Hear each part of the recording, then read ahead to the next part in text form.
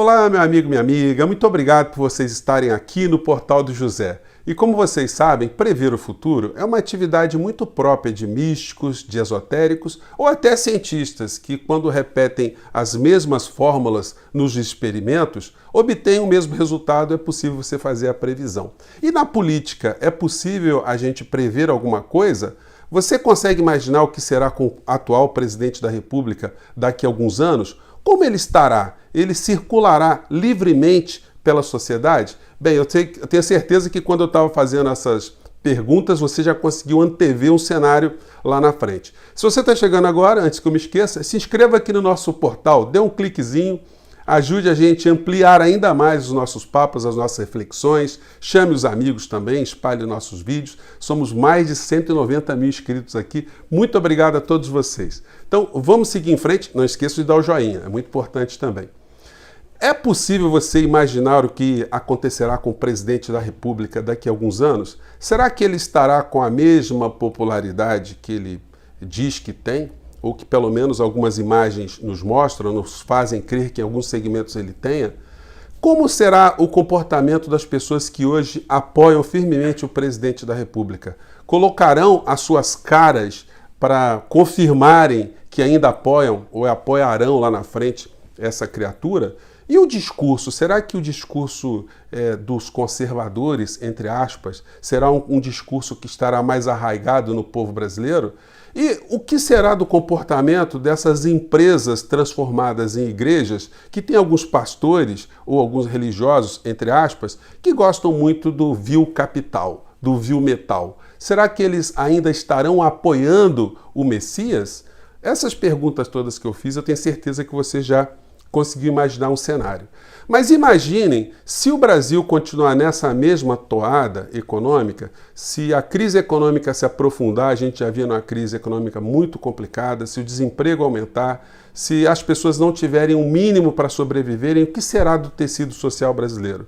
E as classes médias, que estão cada vez mais empobrecidas? E os serviços públicos, como estarão sendo organizados? E o discurso de que as privatizações, que as reformas, que elas melhorarão a nossa vida depois de realizados, se forem realizadas, não mostrarem absolutamente resultados alguns. Será que o presidente vai conseguir desfilar com a mesma desenvoltura? Bem, gente, no momento que o Brasil completou mais de 150 mil mortos, a gente não vê o presidente da República preocupado com essa questão. Esse tipo de comportamento que as redes dele ficam divulgando, isso provoca nas pessoas um sentimento de muita revolta, porque ao acontecer aquilo que nós estamos prevendo, ou seja, a não melhora da situação da vida do povo brasileiro, isso vai causar um grande descontentamento. E essas imagens de alguém que está tripudiando sobre uma realidade muito dramática no nosso país, elas ficam no emocional de muita gente. Aí, será que o presidente vai continuar a circular com essa desenvoltura? O pessoal das redes deles coloca essas cenas aqui, né? Coloca um fundo musical, enfim. O presidente, ele nessas cenas aqui, ele está cercado de seguranças, ele anda de moto também cheio de batedores, enfim. Uma hora o poder acaba, ele não vai carregar essa estrutura ao longo de toda a sua vida. E como será se ele for uma pessoa muito mal recebida em outros lugares? Quando as pessoas começarem, os mesmos que o apoiam hoje, começarem a perceber que ele foi um grande enganador, que foi um grande engodo que a gente viveu no Brasil para a área econômica vender a nossa pátria, que nada melhorou efetivamente na vida dos brasileiros. Será que ele vai circular livremente? Você já sabe mais ou menos o que vai acontecer. E ele também sabe. O que será que acontecerão com os processos judiciais, com as acusações, com os fatos todos que ainda estão represados em relação à sua família, que brotarão quando eles perderem a imunidade do cargo da presidência ou de deputados ou senadores? Vocês sabem que os problemas se acumularão. Eles não vão conseguir segurar as redes sociais, a imprensa, que nesse momento vão estar diante de alguém que não está mais no poder. Eles vão bater com a maior cara de pau. Os mesmos que apoiam a política econômica entreguista do nosso país, que apoiam Paulo Guedes, eles vão ser os mesmos que vão crucificar o Messias, o nosso Messias de quinta categoria, vamos dizer assim, né? Não é difícil a gente fazer esse tipo de previsão, porque repetindo-se as mesmas fórmulas econômicas e sociais, a antropologia, a sociologia, a política, nos dão esse resultado. O presidente vai cair em total desgraça. Vai ter gente que vai negar o nome do presidente, vai dizer que nunca apoiou, que foi contra o PT ou contra a esquerda, por isso votou. Gente, isso tudo é perfeitamente previsível. A gente, quando olha um personagem como o ex-presidente do Uruguai, que é uma pessoa que teve o mesmo tipo de vida linear, né? Dentro e fora do poder, você consegue também entender como funciona a mente de uma pessoa que não deve nada a ninguém. Vamos pegar aqui um trecho de uma matéria do presidente Mujica do Uruguai, que teve uma oferta, né, de um sheik árabe de vender o seu Fusquinha, que ele tem até hoje, por $1 milhão. E ele não vendeu. Vamos pegar um trechinho aqui. En Santa Cruz de la Sierra, un jeque árabe, escuchen esto, le propuso comprar este auto que ve en pantalla, un Volkswagen azul del año 1987, que debe tener cientos de mil. Então, é um personagem muito interessante, né, que nos mostra que quando você tem uma retidão de princípios, você não tem que ter medo de ninguém, quando você não faz mal a ninguém, quando você não tripudia sobre ninguém. O presidente da República, com essas cenas bizarras e que contrastam com nenhuma cena dele visitando um hospital com pessoas enfermas, ele poderia botar equipamentos ou poderia pelo menos ir do lado de fora conversar com os parentes. Ele poderia ir no funeral do general que morreu com Covid e ele não falou absolutamente nada em relação a esse tema. Então, esse tipo de falta de empatia vai magoando muitas pessoas e vai revoltando outras tantas pessoas. Se o presidente não tivesse esse séquito de seguranças blindando a vida dele o tempo todo, será que ele vai conseguir viver em paz aqui no Brasil? Ele vai conseguir circular em paz no Brasil? Ele é um homem que poderia viver em outro país? Será que ele tem conhecimento para entender o que significa viver em uma outra pátria que não a nossa? Bom, e aí a gente entra num outro tema. Você já sabe várias questões aqui, a gente vai conectando todas elas aqui, os nossos temas, né? Ontem, eu assistindo o Manhattan Connection, da Globo News, eles fizeram um ataque muito duro, né, às coisas que acontecem na Venezuela, baseados numa matéria do New York Times. O programa em si, Manhattan Connection, é assim a prova viva de um pensamento subserviente de parte da elite brasileira.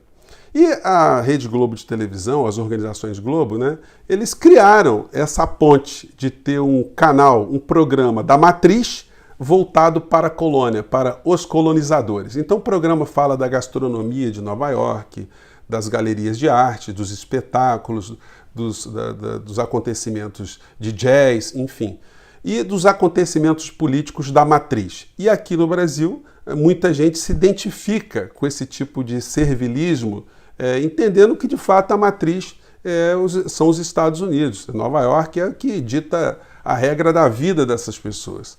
E aí a gente teve, nesse programa de ontem, um comentário muito desonesto do Ricardo Amorim, que fez uma análise da desgraça que está acontecendo na Venezuela, atribuindo à Venezuela causas absolutamente internas deles estarem nessa situação, dizendo que houve corrupção, que eles não investiram na companhia de petróleo, enfim, ignoraram completamente, como a matéria do New York Times fez, que a Venezuela sofre um bloqueio gigantesco dos Estados Unidos há muitos anos.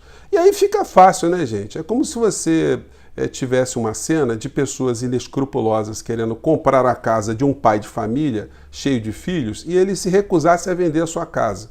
E os supostos compradores cortassem a energia elétrica, não deixassem entrar alimentos, cortassem a água e as pessoas lá de dentro começassem a ficar descontentes, começassem a ficar enfermas, com fome, e do lado de fora você dissesse, tá vendo?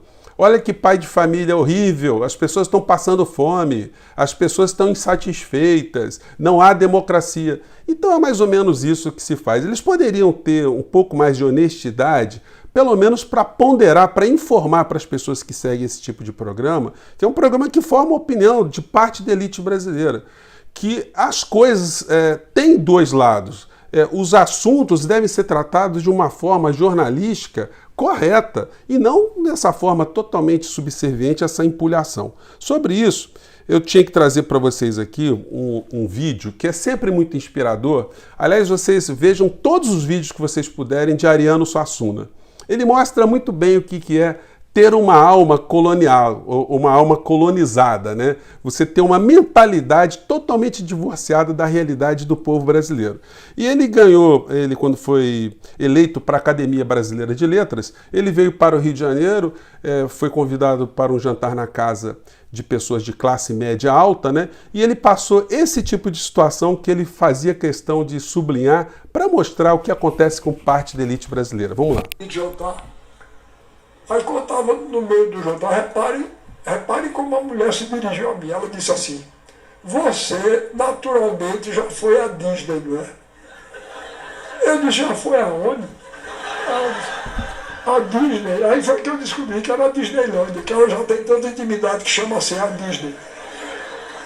Você naturalmente já foi à Disney, não é? Eu disse: não, eu nunca fui não. Ela disse: foi aos Estados Unidos e não foi à Disney? Eu disse: não, eu nunca fui aos Estados Unidos, não. Eu nunca saí do Brasil, não. Aí eu notei uma decepção enorme na cara dela. A cara dela era quem dizia assim: esse eu não devia ter sido escolhido para a Academia Brasileira de Letras, não, que nunca saiu do Brasil. Aí daqui a pouco o marido dela falou numa pessoa lá. Aí ela disse: ele já foi à Disney, não é? Aí o marido disse: foi. Aí eu por dentro disse: essa mulher divide a humanidade em duas categorias. Quem foi a Disney e quem não foi. E eu estou desgraçado que eu já... Eu estou desgraçado que eu não fui.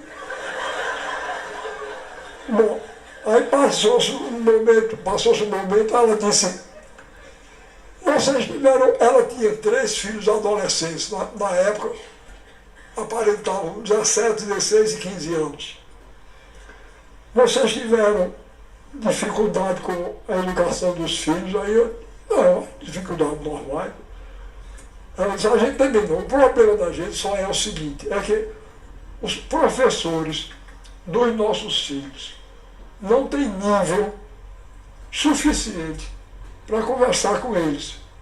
Eu disse: bom, é mãe de Rui Barbosa, Joaquim Nabuco e cachorro, né? Então, gente, o Ariano Suassuna, ele era um dramaturgo, um escritor, um poeta, né? Pessoa que tinha essa visão assim muito original das coisas que acontecem no Brasil, mas ele já registrava esse tipo de alma do colonizado, né? E como a gente reproduz essas coisas todas. A gente tem, portanto, esse programa que é colocado lá, e você vai vendo os personagens do mundo bolsonarista, você vai vendo todo tipo de imagem que reforça esse tipo de coisa que eu estou falando para vocês. Está lá um dos pensadores aí, dos formadores de opinião do mundo bolsonarista, com a bandeira norte-americana, sempre a tiracolo, cobrindo lá as eleições de Trump. A gente vê aqui o presidente da República do nosso país sempre enaltecendo a bandeira ou símbolos de outros países, né, do país mãe, do país matriz. A gente vê, por exemplo, o Eduardo Bananinha em campanha pelo Trump. Então, é o tipo de desvirtuamento do patriotismo, do nacionalismo, do apego à nossa identidade, do apego às coisas do nosso povo. Então, dá para a gente acertar ou não que o Bolsonaro e a sua família sofrerão uma espécie de maldição. A maldição de ter enganado tantas pessoas que acreditaram nele, ou neles, né? E a maldição das pessoas que perceberam que eles eram um grande engodo, um grande engano e que estão cada vez mais chateadas e desgostosas com a entrega do nosso país, a entrega da nossa economia e a entrega da nossa soberania. Pois bem, não é difícil adivinhar, né? Nosso programa hoje, 12 de outubro de 2020, fica de registro. Vamos conferir lá na frente. O futuro nos aguarda. Um grande abraço, até a próxima, gente.